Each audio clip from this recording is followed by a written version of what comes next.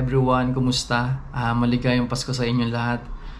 Nagkwenta kami ni Shena kung magkano ang budget namin dito sa isang buwan. Etong video na to, part 2 to ng cost of living namin dito sa Australia. Family of 4. Ang gamit naming visa dito, yung working visa pa lang. Pag sabi daw kasi pag permanent na, medyo mababawasan na yung gastusin namin dito. Okay, simulan na natin. Basahin ko na lang, no. Yung grocery namin, last video na grocery namin.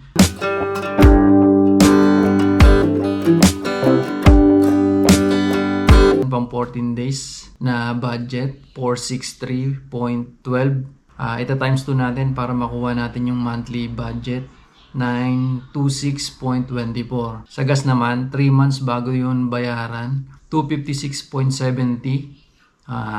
So kaya dinivide ko ng 3 para makuha yung monthly, 85.56. Yung internet naman, dalawang cellphone yon, yung sa akin tsaka yung Shena, tsaka yung internet dito sa bahay, 162.99. Yung health insurance, required yun dito. Lahat ng mga tao dito gumagamit talaga ng health insurance. Pag mag-apply ka ng visa, kailangan ng health insurance. 329.63 para sa 4 na tao na yon.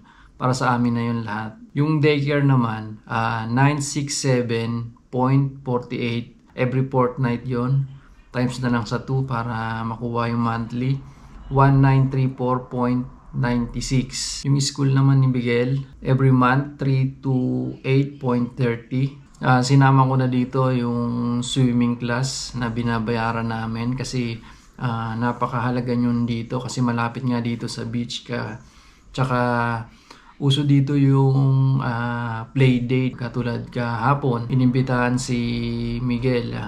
Nag-text kay Shena yung mami nung classmate niya, play date daw sa park. Siyempre malapit dito sa beach. Yun, uuwi sila sa swimming. Kaya kailangan talaga na pag titira kayo malapit sa beach dito sa Australia, kailangan yung anak nyo matuto ng swimming. Kaya yun, kahapon ganun nangyari. Kala ko sa park lang mag-swimming din pala sila. Yung nag-summer na dito, si Miguel laging nasa beach, kaya napaka-importante na marunong yung mga bata na mag-swimming. Swimming class, 474, i-divide na lang ng 3, 158 a month. Yung transpo, weekly ni Shena, 33 times 4, bali 132 a month ni Shena. Yung tubig namin, wala kaming binabayaran, no, na tubig dito. Libre yung tubig dito.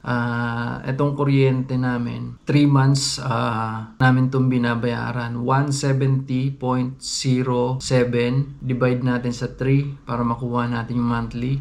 56.69. Ito yung trick dito, no? Kaya iniisip ko lang, para lang sa akin, no? Libre na yung kuryente namin dito. What do you mean? Appliances namin na ginagamit namin, libre na. Pinagpapalagay ko yung binabayad namin dyan monthly na 56.69 na bayad yun sa pag-charge ng electric bike. Parang kinukonsider ko na siya as transpo. Bro, what are you talking about, man? Kasi nga, ginagamit ko nga pang pasok sa trabaho, electric bike. What is he doing? Yung electric bike naman ang maintenance lang naman yun yung isang taon na paggamit ko sa electric bike, brake pad lang yung pinalitan ko doon, kaya sulit din. Maikwento ko lang, no, last month may bumati sa akin, napapanood na daw niya ako, yung nasa UK pa daw siya.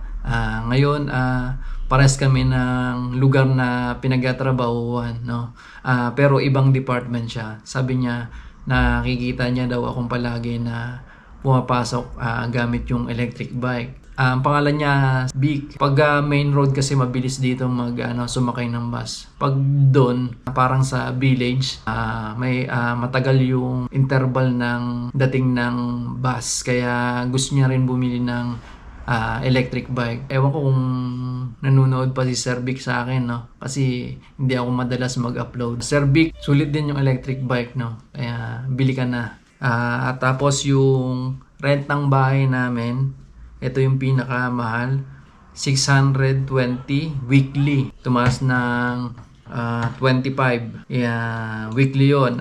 Times 4, 2,480.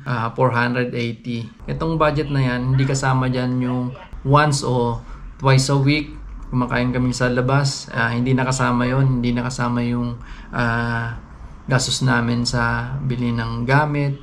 Kaya ito lang yung mga importante lang talaga to.